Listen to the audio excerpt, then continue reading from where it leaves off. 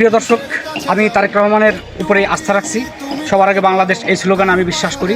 তো দেখেন, বিগত 15 থেকে 17 বছর যাবৎ বাংলাদেশের গণতন্ত্র কেমন ছিল আমার মতো আপনারাও উপলব্ধি করতে পারেন বিষয়টা।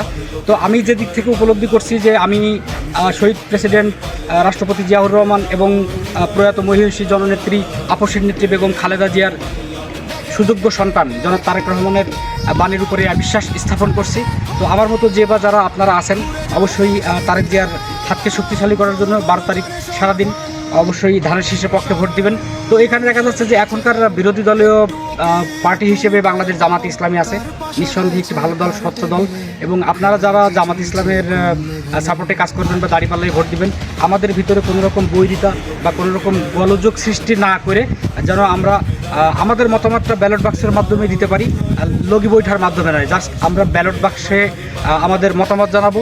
সেটা হতে পারে ধানের শীষ, সেটা হতে পারে জামাত ইসলামের দাঁড়িপাল্লা, অথবা অন্য কোনো প্রতীক।